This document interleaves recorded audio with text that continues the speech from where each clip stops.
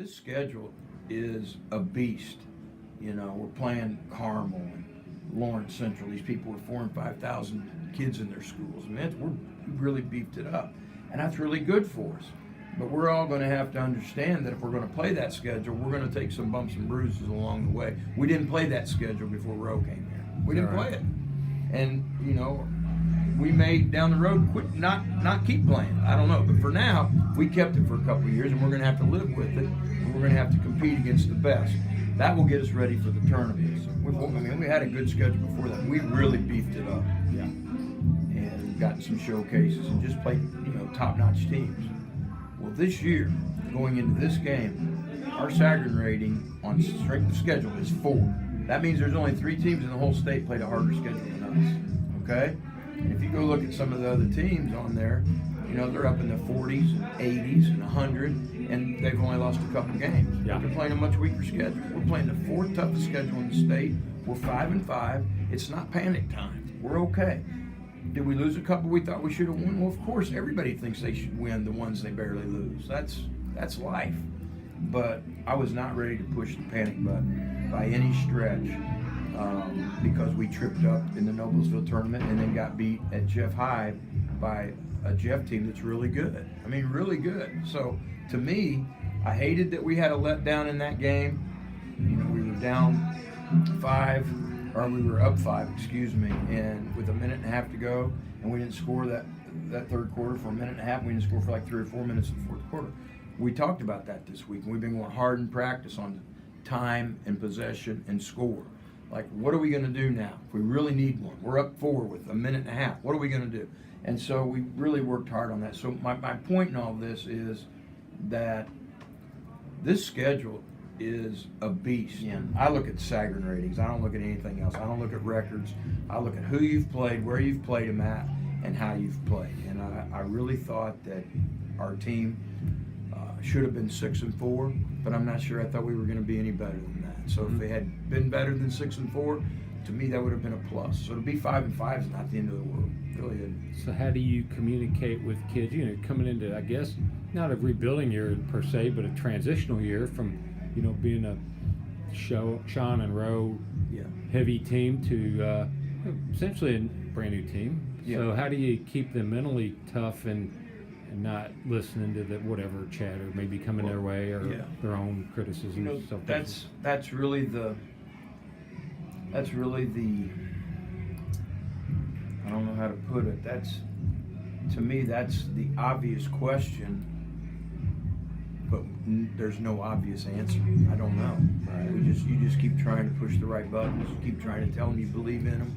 You keep pushing them in practice, but you also ease up on them a little bit, get a little more positive, a lot more praise, because you can't get into kids that are not real sure about themselves or their team. If you're going to play that tough of a schedule, then don't blame the kids when you get knocked off a couple times because you're so used to being 9-1 or 8-2 or 10-0, and then you keep that schedule and you don't have quite the talent that you had when you were playing that schedule. Then don't blame the kids, and that's where I was at with it. It was like, hey, I still think we can compete with those teams, but we need to get some confidence, and it looked like we got that back in practice because we shot the ball really well tonight. Juju stepped up and made his free throws. We worked on those this week.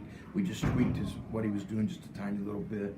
I'm just so proud of how they did not falter and play at a level that would have allowed this game to be close. They just jumped on them and never let off the gas. Right. So what do you see that you think's going well right now? What are your strengths of your team?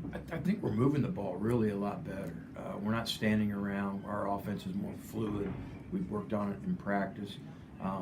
I think that the older kids and the younger kids are meshing more, because I pretty much told the kids the freshmen are going to play and Jordan Thomas is going to play. So the 2 freshmen and the sophomore are coming in. So how you make them feel welcome will go a long way to making us a better team. Because if you don't, it's only going to hurt you because I'm playing them anyway. So if they don't play well, I don't care. They're playing anyway because we're going to have a bench going into the tournament. I don't want to play 5 guys. We're going to play 8 guys. So I would give them a warm welcome and make them feel comfortable because it's hard being a freshman, even a sophomore, playing on the varsity. And I felt like our kids were really doing that this week. And it's hard for seniors sometimes to give up their minutes to younger guys. I get that.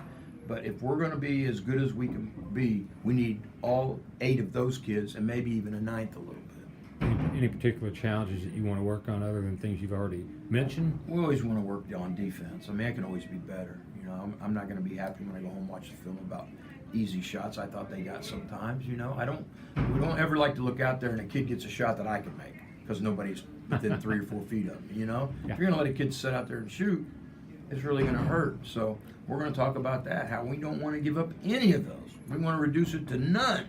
And I bet they got 7 or 8 tonight where there wasn't anybody on them. It's also a product of a game where you've got a nice lead. Yeah. But to your point, you want to play every possession as if it's 1-point game, right? Exactly, because you want to continue to practice good habits. Any possession that you have, because time on task is so important and repetition so important. So if you are consistently repeating a certain habit, you will continue to repeat that no matter what the score is. If you go 2 or 3 times and not get out on a guy, that will have a tendency to trigger your brain to think it's okay to do that. Yeah.